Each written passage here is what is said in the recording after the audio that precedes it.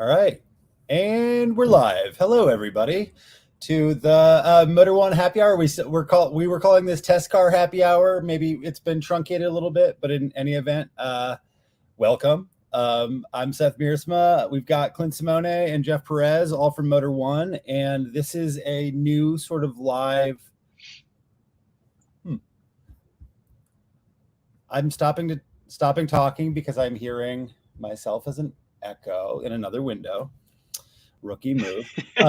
Sorry. Yeah. So what we're going to do is we started this as a Twitter Spaces thing, and we thought that we would kind of blast it out to some of our other social media properties, right? So all of the Motor One folks are driving press cars every week, and very often, of course, we do review content out of those. You guys you can read all sorts of stuff. You can see all kinds of videos on motor1.com or on YouTube. But sometimes it's just fun to have a chat about what we're doing and what we're driving every week too, both amongst ourselves and with you guys.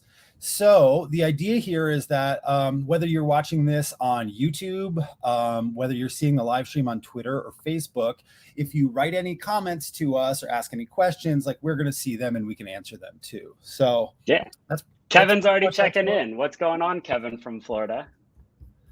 Hello, Kevin. Not far from me. Yeah, we have this broadcast to a bunch of our different social platforms, but the idea here is just to talk a little bit about what we've been driving all week, what's going on in the world of automotive, and our dear leader, our dear editor-in-chief is going to guide us through as we go. But let us know your comments. We can react to them. We can respond to them in real time. We have a weird array of cars this week too that we want to talk about, and I think that's kind of the fun part too that makes us Test Car Happy Hour. Yeah, a really good group of cars that we've been driving this week and recently. So unfortunately, is it Breen? No Ford Raptor R yet, unfortunately, but we will definitely we will report in on that one as soon as we've been able to drive it. So why don't we go around and talk about at least say what we're driving right now. I can start. I am driving and really excited to be driving the 2022 Mercedes Maybach S580 4MATIC at a whopping sticker price of $227,900, right? So just floating around on a veritable cushion of air in this like kind of tuxedo liveried Mercedes or Maybach. What do we say? Do you guys at this point just call this S-Class the Maybach, or are you still beholden to the Mercedes brand for it? Mercedes will kind of get mad depending on how you pronounce it, but what is the official name? The Mercedes Maybach S580? 580. Yeah. I'm trying to figure out the best first picture to show here, because you gave me a few. We're going to debut the spec here as we go along. This is probably a good place to start, right? About here. Yeah. There you go. Yeah. Thank you, iPhone, for the wide angle option on the lens, because you really need that to capture the grandeur of the back seat. And let me just say, like, right now it looks like this because we had a little incident we'll talk about with the car. But for the majority of the week that I've had it, actually, there have been 2 baby seats plugged into the back there. So pillows, the leather, the quilted pillows went in the trunk, and I had car seats back there. And my 3-year-old Jack just absolutely couldn't love it anymore. He calls it the fancy car. So really fun, super serene, and just a ton of stuff to talk about it. But why don't we go around? Since we've got a question about the new Acura Integra, why don't I cede the floor to Jeff? Yeah, good question. I'm actually driving a Silverado ZR2 this week, but I've put maybe like 5 miles on it, driving to McDonald's and back. So last week I drove the Integra, and I have a lot to say about it, I guess. But it was an interesting car for sure. And we have, like, now it's no longer under embargo, right, Jeff? Like, the review went up yesterday, right? So, yeah. First drive, the review's live. If you haven't read it on Motor One, go read it. But yeah, we can definitely talk about it more here, unless you want to talk about what you're driving, Clint. I was going to give you, sorry, I'm a little bit behind on trying to pull up these tabs as I go along. I didn't take happy hour literally. I promise I'm sober too. But let's start with Integra. I feel like that is a car that I have not been able to drive yet. I've been in and around it. For everybody who is watching right now, Jeff's review is the top thing you'll find on motor1.com at the moment. Good looking photo too. You took some of your own that I'll put up in just a second. But for me, as somebody who hasn't driven it yet, can you give us the highlights, Jeff? The highlights, it looks really good. I was surprised, I guess, when they debuted it with that yellow paint and those ugly graphics. I was kind of not into it at Yeah. all. But then when you see it, especially in this red here or in the blue or the white, that the other colors that they had there, it looks really nice. It does kind of look like a TLX that like has been in the dryer for too long, and it's got those taillights, which is kind of cool. But Right. it looks good. There was really no complaints about it, style wise. I think it looks way better than the Civic, honestly, like Civic or SI. Do you really? I really do. Yeah, I really do. I like Acura's sort of design language right now, and I especially really like their grills. So I think from a front angle, that profile that we had pulled up a minute ago, I think is a little bit rough because it's got kind of that bustle back, right? So it does look a little like a low slung crossover or something from the side to me. But yeah, I think this is pretty cool. ZDX. Exactly. Yeah. Yeah. And the ZDX stand though, for sure, and for life. Yeah. It's not a bad looking car by any stretch. I just thought it was the initial, and I've talked about this in a few of the different videos we shot on this car. The rear 3/4 at the very beginning was like, whoa. It didn't have like the sort of grace and the elegance that the TLX has, at least in my opinion. And I don't want to make that like the definitive opinion of the site. Jeff, keep talking. Let me get up some of your original photos from your review that you shot out in Texas. Yeah, so styling is good. Interior is, I guess I would say it's more of a Civic, if there's anything that feels the most like the Civic, it's the interior. You get like the graded things on the AC vents, the shifter's the same, the dash, the touchscreen, basically everything is sort of the same layout. But then it obviously feels more premium than it does in the Civic.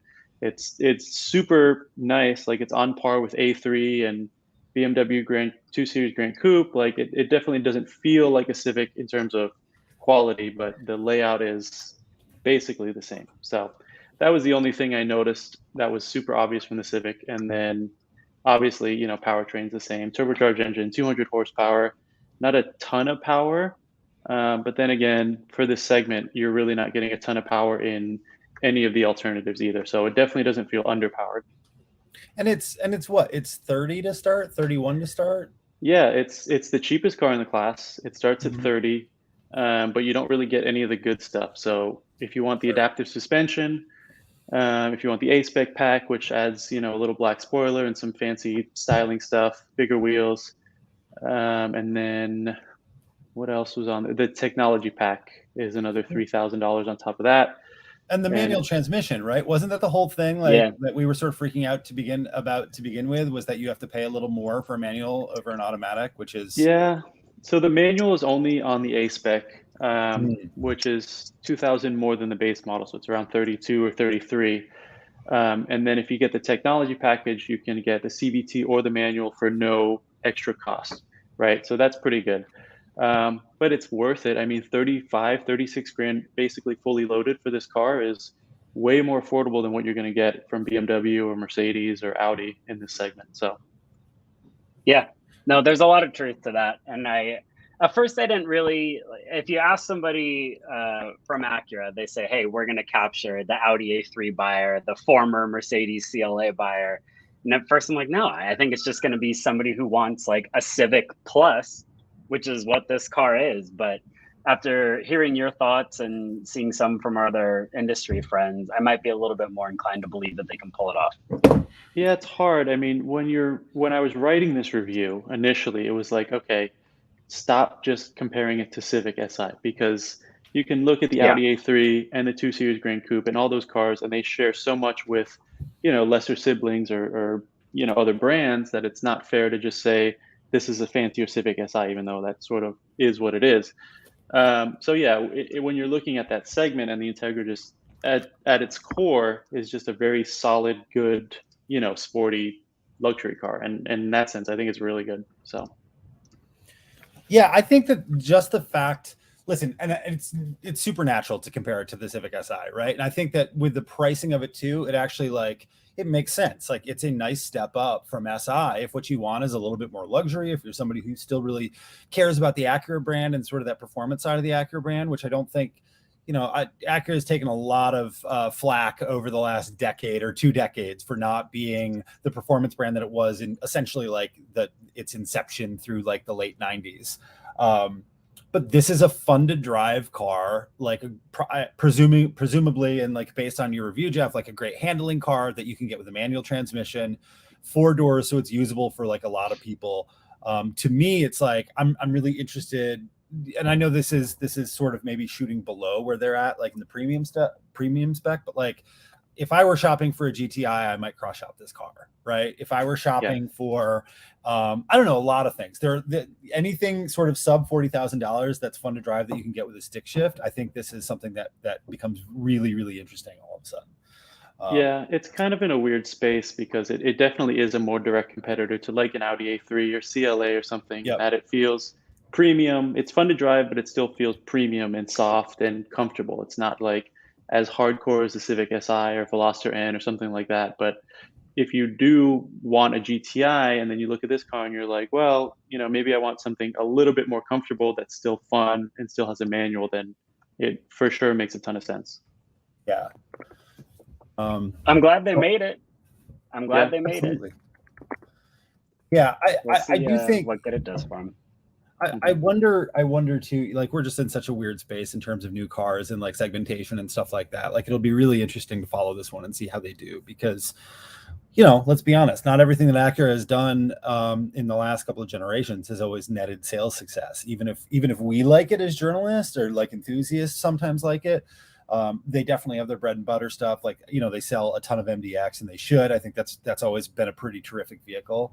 But something like this, you kind of want it to sell pretty well. You want the numbers to be up there because you would like to continue to encourage this part of the segment to exist for as many brands as we care about as possible, right? So, yeah, and we're seeing, I think Mercedes just discontinued the A-Class for sure. I think the CLA might be sort of on the fence. So it's kind of not a huge segment, but to your point, yeah, it's good to see them building something new and trying to compete there.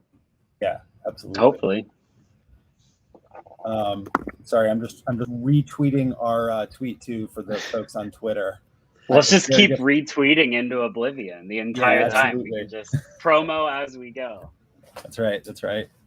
So Clint, wait, we haven't even heard what you're driving yet. We jumped straight into I thought it would Integra. be really it would be really special just to build up as much anticipation as possible.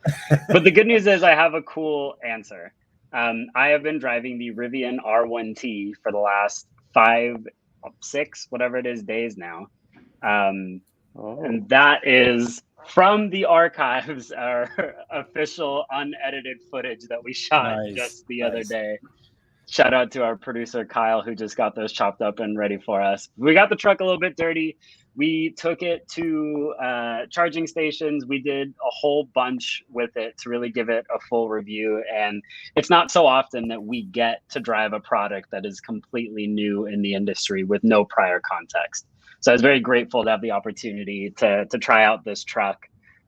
Something that is still like super eye-catching, super cutting edge in a lot of ways, and it's just foreign to almost everybody who sees it. I felt like only a select few people knew exactly what it was when they were asking about it, but very cool experience to get to spend the week with this thing.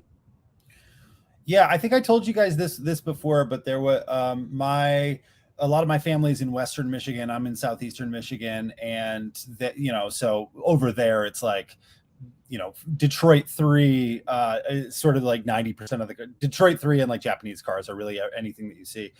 My little sister Leah took a photo of one of these from like she went out of her way while she was working, driving around, took a photo and sent it to me because she was like, basically, what the hell is this? Like it looked like it landed from space to her. So wild styling. I mean, especially when you're seeing it from that like front, the face on this thing is so crazy looking. I think it's incredible. I actually think this face is the only part of the truck that it's a split crowd. I think it looks a little cartoonish, like Pixar designed the front of the truck. But the rest of it is like all business, and it looks so serious. This particular spec, God, I feel like I have it all memorized at this point, talking about it so much. But it's large battery packs, 135 kilowatt hour pack. It's the Adventure trim, which is the more expensive of the two. There's the upgraded quad motor all-wheel drive with 835 horsepower, over 900 pound-feet of torque. 314 miles of EPA rated range. However, this has the off-road tires, so you lose a Rivian estimated 40 miles. So you're looking at 274 with a full battery. But as I learned this week, with Electrify America being as wild as it is, it's not so easy to get this thing up to, especially a full charge. 135 kilowatt hour is a big pack. It's almost double something like an Ioniq 5, for example. So it takes a long time to fill up this truck at the charge rates we were seeing. Yeah. What is the max charge rate in theory on this one when you're fast charging and everything? It's actually it's debatable is the answer, to be honest with you. Rivian will tell you in some sort of like foggy situation, like, yeah, around 200. Mm-hmm. And then in my case, I never saw over 151. However, I can almost guarantee it was an Electrify America issue, not a Rivian issue. Sure. With the most recent over-the-air update, which I got while I had the truck, it's now rated for 500 amp charging, which should make it charge faster. The thing that's crazy to me is if you buy this exact truck, you already have it in your driveway. In theory, it's supposed to do 300 kilowatt charging at some point, which the only people touching that at the moment are Lucid, maybe Tesla, but even that is up for debate. First of all, Gary, you're right. This is one I'm thinking now. So Gary said add a tongue in your set, right? Like for the face on this thing. If you like, you know, the cars that drive around with the goofy like Rudolph the reindeer nose, like around Christmas time. There are lots of different ways I think that you could probably animate this into more of a character than it is. But what were those cartoon cars, the Chevron cars? Remember those? Yeah. They had like tongues and eyes and faces. They were weird, but yeah, absolutely. No, I was just gonna say, Clint, we need to. I need to go back and cross-reference. I know, or I'm fairly certain, anyways, that that our buddy Tom Malogny at Inside EVs has done charge testing on this one, right? So he's done charge testing, and our full 70 miles per hour highway range test would be going up this Sunday on the Inside EVs channel. That's exciting. That's exciting. Yeah. So we included a lot of Tom's information in our review. It's all really relevant, but it's one of those things with an electric vehicle that they can change things over the air. The information changes almost in real time. During our loan, we had an OTA that potentially changed the charge rate. And as soon as I gave the truck back to Rivian, they said, we have an update now that will actually precondition the truck for DC fast charging, which should also help the charge rate. So literally in the 7 days that I had it, they did two things that could potentially drastically improve the way that it charges. Yeah, it's super exciting, and it is. That's why we've got to do that. You know, it's great to have people who are doing that testing, like in the real world. Again, as Gary points out, like there's some limitation in terms of like the thermal capacity of the pack and the entire package, I suppose.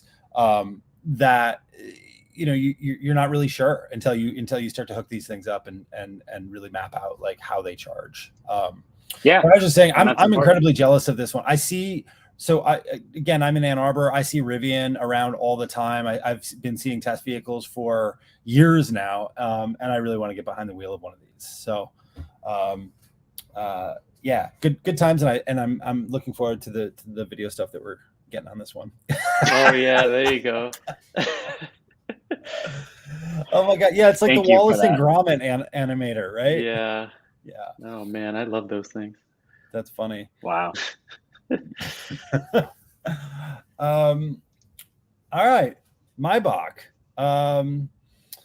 Yeah. So again, I'll say this. My first time in the car, I was getting out of last week. If you guys were on Twitter, you heard us talk a little bit about the M3 competition, right? That was the car that I got out of and got into. Yeah. This Maybach. There's not really, I mean, I'm sure there are more dramatic 1-2 punches in terms of cars that you can go between, but like those two are really on incredibly polar opposite ends of the spectrum, right? And they when I first got behind the wheel of the Maybach, it was like I mean, the car is incredibly composed. The steering is ultra light, but like very refined. You just don't get a lot of, obviously impact or any harshness or much feedback, honestly, through the suspension or through any part of the car, right? It is meant to sort of waft along. And it felt like that 170% the first time that I turned the wheel in it, because I had just been in this BMW that's just like, just shy of punishing every time you go anywhere in it. So, I don't know, like the car is fantastic. I feel like the older I get, the more I like big luxury cars. I've always kind of liked them, but I really appreciate them now because they're easy. They're easy on my back. They're easy on my knees. They're fun to drive around. As you can see, this is, I had to be a little bit nerdy and put this one on the street next to, that's my 2008 CLS 550. One, for the scale. I mean, the sheer, obviously, like the CLS is smaller anyways. This is an E-Class based car, and the Maybach is an S-Class, many generations, 15, 16 years, model years removed. But still, the Maybach just dwarfs what is a pretty long sedan, honestly, in the CLS. The other is crazy. I never realized how much bigger the new S-Class is than the CLS. Like, I always thought the CLS was a big car, which it is, I guess. I mean, it looks really long and low in person too, but yeah, it's not. It's not actually that huge. Certainly not as big as a modern S-Class, obviously. Yeah. The paint is very similar. I'll give you that. I mean, no offense here for what is more than $100,000 worth of difference in MSRP. It's funny to point out some differences or similarities rather between the two cars. Well, that was the funny thing, right? I bought the CL, like, it wasn't like I was after a white car. In fact, I've always kind of like hated white cars, but when I bought this one, it was the right mileage and the right price. It was in really great condition, and it happened to be this goofy sort of special edition called the Diamond White Edition, right? And the whole thing really about it is some AMG stuff like the wheels and exhaust, and then this special paint that wasn't offered at that time on the standard CLS. And I just, as we were prepping for this, going through the Monroney, I saw that the white portion, the bottom portion of the Maybach, is also diamond white. So somebody at Mercedes will have to tell me if it's sort of the same formulation, like coming out of the same spray guns today as happened. I'm sure they would never admit that, no matter what the case was. But so yeah, the same white paint. Anyways, you guys have been in this car though, right? Like, am I completely crazy, or is this just a really fun thing to at least drive for a week? Yeah, I mean, my thing with any of the Maybach stuff, like it's the S-Class and the GLS, it's like, both of those cars, just the regular S-Class and the regular GLS, are already so damn good as it is that you get in the Maybach and you're like, okay, this is nice, but like, do I need all this? I don't know. I guess a lot of people do because they sell a ton of them, I'm sure, but it's like a status thing, right? They're super cool, but little over the top for me personally. No, I think it's very much reminds me of you, Jeff. Everything about this is exactly what I think of when I think of you. There's our first look. Oh wow! That's just some of the B-roll. That and then you're about to see. It was just a matter of weeks ago that we got our first look at the new 2021 Mercedes really S-Class, long shirt, and we knew that plenty of people told me that I shouldn't be wearing, but at the time I thought it was very cool. And when I say at the time, I mean last year. I like it. Other than my dwarfing shirt, it's actually the photo that we used for the test car happy hour stuff today. Our good friend photographer Michael Schaefer shot that photo. A random quick story, just because it's Friday happy hour and we get to have a little bit of fun. This is the first time in the world they had shown this car without camo. So we were at a private event with nobody around us, but Mercedes-Benz from Germany flew out an armed guard who was standing next to the car at all times. I kid you not, I have people that can corroborate this. And because we were like in an almost neighborhood, he would use binoculars when the cover was off the car to make sure that nobody was spying on the car. And if anybody, like if a helicopter went overhead, even if it was nowhere near us, he would flee to the car cover and throw it on as soon as that happened. And I thought it was one of the crazier things that I've seen in a few years now of some very crazy events in the automotive industry. That is wild. Yeah, our armed guards aren't usually a part of our business, but yeah. I love that. First of all, I really like I like the paint on that car. I like that sort of gold over maroon. Kalahari gold over rubelite red, if my memory is correct. Absolutely beautiful. And I do think the wheels are a little less shocking on that dark color too, because everybody who's seen this car has commented. Well, two things. One is people are very confused about Maybach and Mercedes, because I don't think that the message has gotten out there to the general public that people still think of Maybach and they think of like Ja Rule videos. You know what I mean? Like when it was, which they should. yeah. When it was a standalone brand. I had a conversation with a guy in a parking lot today about this. He was very confused about the Mercedes connection there. So yeah, I'm not sure that it's.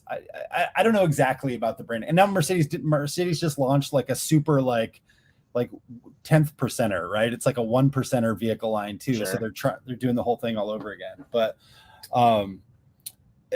yeah, I think that the brand is really, really interesting now, and I'm not sure what Maybach means to people, but I do think it's all of the good stuff on top of, Jeff, as you said, like a really fantastic base car to begin with, a super luxurious car to begin with, and it definitely grabs attention, or it has around here, anyways. Well, now and not to make this sorry, Jeff, go ahead. I was just going to say, now it's about to be segmented even more with EQ and Maybach and Mercedes all squished onto one car, Yeah, definitely.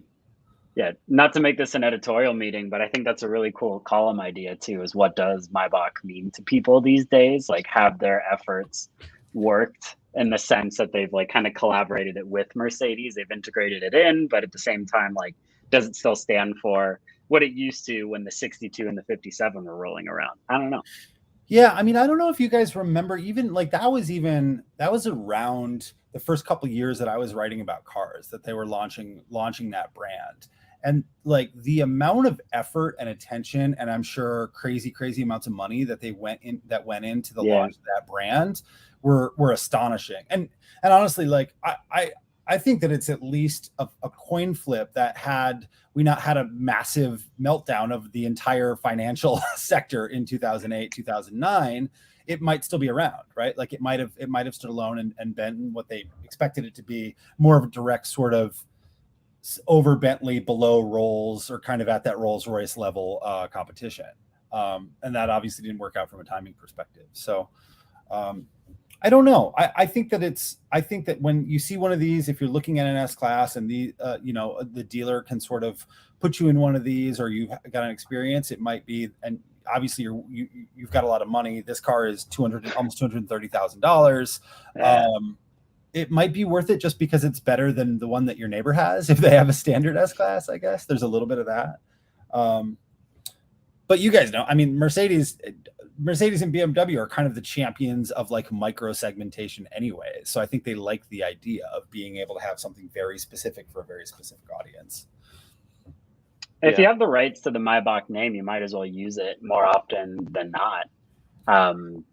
I mean, they turned into Maybach GLS too. It's a car that they built in Alabama.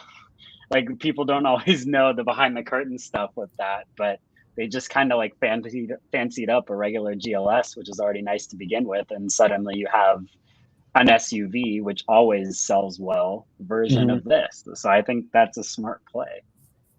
That is really funny that the most expensive car or SUV in America is built in Alabama. Just Alabama. Of all the places. Yeah. Built with love. Yeah. And with 23-inch wheels on skinny tires, it has an off-road mode. That's A+ stuff right there. You gotta love that excess. Crazy.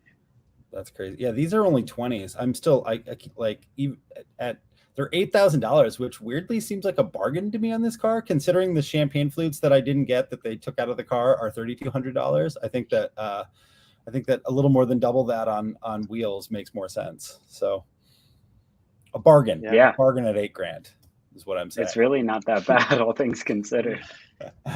I wonder if those the 20 inchers could fit under the in the wheel wells of my CLS, because that would be something. Are you gonna rip off these wheels? No matter, I just can't do those wheels. I will never be team these wheels. Oh my God. I think they're great. I don't know that I like them on just about anything else, but I think monoblocks on a car like this are just perfect. And honestly, the shinier, the better. The whole thing, Yeah. the whole thing just needs to be polished with a baby diaper, before you drive it every single time.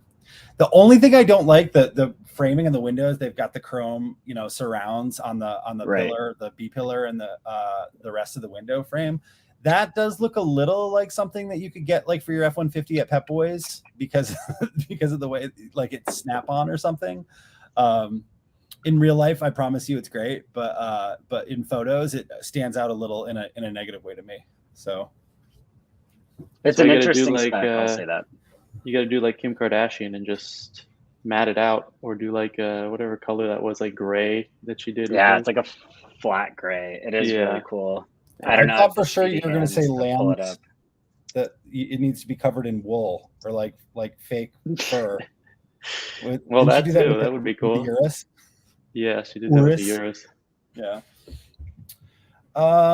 Cool. Well, we're trying to keep this to a half an hour. The only I think Gary did ask a few minutes ago. I think he was asking about rear steering on the Rivian, I would assume. Not on, or maybe the Maybach, because Maybach has it too. This one, I honestly don't know the answer if it does or not. I can check on the spec sheet. I believe it comes standard with it, just like the regular S class. There's two different degrees. I think it's up to 10 degrees of rear steer, but the European models are a little different than the US models. Yeah, they do that on the 7 Series now too, where it's the US gets standard rear steering, but only up to a certain degree, and then the European model gets more. Why do they? I don't understand why they do that. What is that? Because only some people are allowed to turn in one lane, Jeff. Not everybody can be so lucky. I guess. Well, there's a lot of, I always have to do a lot of street parking at my house because we've got multiple vehicles and like one skinny little driveway. So like one of my tests is always like, can the turning circle, like, can I turn around in the road in front of my house, basically? And I don't think I can in this car. So if it does have rear steer, it's just, I mean, it's also about 90 feet long. So there's that. But yeah, if it has it, it absolutely needs it because it still needs a 3-point turn every now and again. Or I need more degrees. I need the German version. Yeah. Cool. Anything else, guys? Thanks everybody. Thanks Gary for all the questions and the comments. Thanks for watching. I know. Yeah. Anybody else who's watching, we can see your comments. Drop us your questions. Drop us your comments, good or bad. We'll put them on the screen and react to them in real time. But it's a very fun way to end the week, especially going into a long weekend. Absolutely, for sure. And I think we're gonna keep trying to do this at least for a little while. 4 o'clock on Fridays. Probably with different faces, certainly with different cars. So if you guys are around, you're gonna get rid of my face this quickly. I just don't want to have anybody have to commit to it every single time. But this is how you tell me. No. All the same team will be involved, but we are going to rotate happily through the live stream. Sounds good to me. Joel, you enjoy your holiday as well. Yeah, happy long weekend to everybody out there, or everybody watching from the US anyways. Cool. All right. All right, guys. Thanks so much. See ya. Bye. Later.